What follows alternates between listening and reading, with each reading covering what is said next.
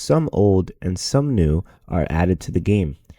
These include new marriage candidates such as Claire, Lance, Magnus, Olivia, Scarlett, Sophia, and Victor, non-giftable NPCs like Alessia, Camilla, Isaac, and Jadu, and also non-marriage candidates like Andy, Apples, and also Gunther.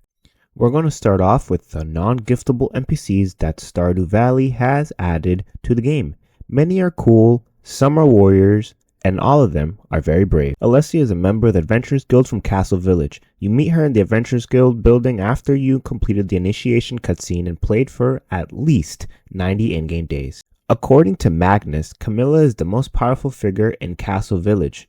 She is able to maintain the largest barrier of any guild witch or wizard. Isaac is a member of the Adventurers Guild from Castle Village from the Godoran continent. You first meet him when you enter the Desert Railway outside of the Crimson Badlands. Jadu is a young wizard from Castle Village, appearing in the cutscene for Marlin's Special Order and is stationed at the Godoran outpost in the Crimson Badlands. Peaches is a Junimo that appears in Apple's storyline as well as the Warp Rune event for Junimo Forest. Other than that, they do not exist in the game. Suki is the owner of the traveling cart that opens in Cindersap Forest on Friday and Sunday. According to Olivia, she is from the Gotor Empire, where the goods she sells are smuggled in from. Now, moving on to the non-marriage candidates, including Morris and Gunther, of which have more dialogue and ability to talk to in Stardew Valley Expanded. Andy is the owner of Fairhaven Farm in Cindersap Forest. He doesn't really get along well with his neighbors, and especially Lewis. Martin is a teenager from the countryside outside of Pelican Town who works at Georgia Mart. He likes to borrow books from the library within the museum, and he doesn't have many friends outside of work. Morris is the infamous manager of the Georgia Mart branch located in Pelican Town. He believes Georgia will improve the Ferngo Republic no matter the cost. Morgan is a child with magical abilities who enters the game in year 3 as Magnus's pupil. He is a young mage who's assigned to Magnus as a new pupil coming from Everton.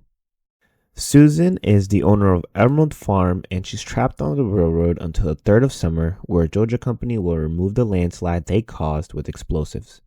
Gunther is a curator of Stardew Valley Museum and Library, becoming a giftable friend when you donate 16 items to the museum. He is well read and knows much about the local history of the valley. Now, moving on to the juicy stuff. The marriage candidates that Stardew Valley Expanded has added to the game, such as Magnus, Olivia, Scarlett, Sophia, Victor, Claire, and Lance. Claire lives in the countryside outside of Pelican Town, and she goes to Georgia Mart to work as a cashier. She's quiet and reserved, but has big dreams beyond retail. Lance is part of the First Slash Clan, a guild of adventurers protecting the Fern Island. He is apparently confident and considers the player an adventurer of some celebrity when they meet.